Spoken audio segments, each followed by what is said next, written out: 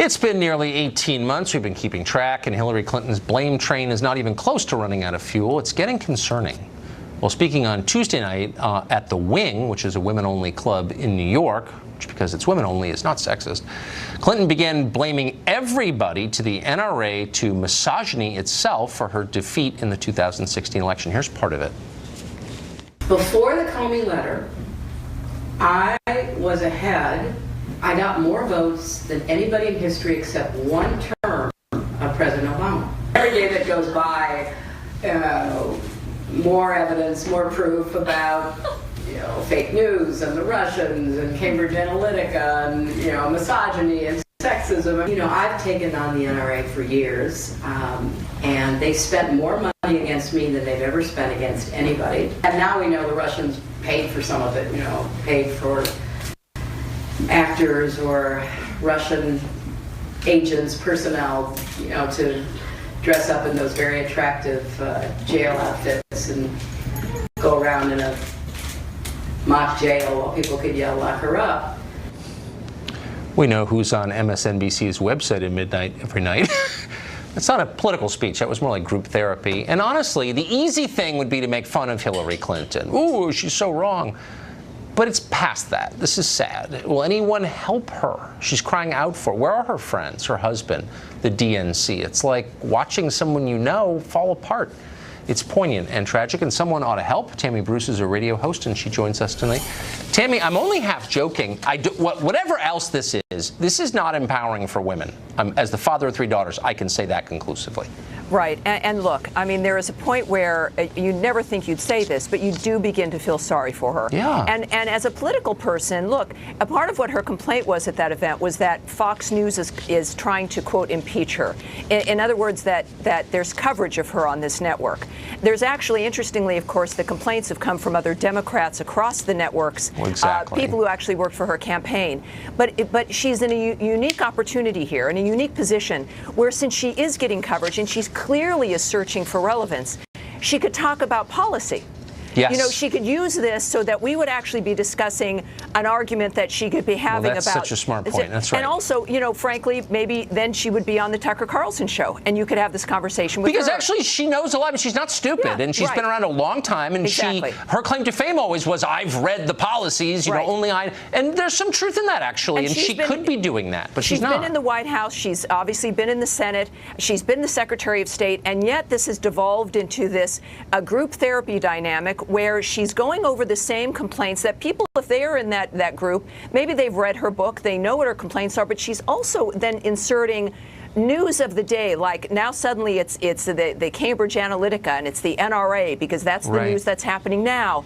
At this point, it's almost as though she's on an episode of Intervention, where people really should try to get her into the van, to get her to the plane, to get her to the place where she can find some peace, because it does get to a point where that's a real it's almost an abdication of a responsibility she could have to all of her fans and supporters to really deal seriously with the issues, because they too want solutions.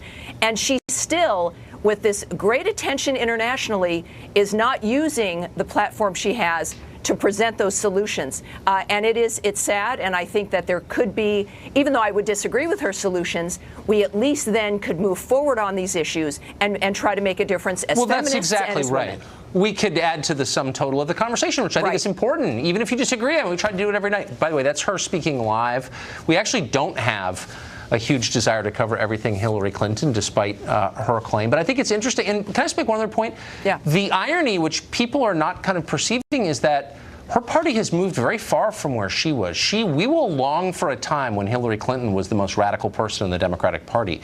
She's way too moderate for Democrats by and large right now. She is, and that actually is an interesting position she could be in arguing the things that she and her husband used to represent, which was balanced budgets and getting people off of welfare and into work and all of that. I mean, if she wanted to be serious, that's what she could be doing. Arguments about how to improve the quality of women's lives. You could argue that she says no nobody else has been attacked like her.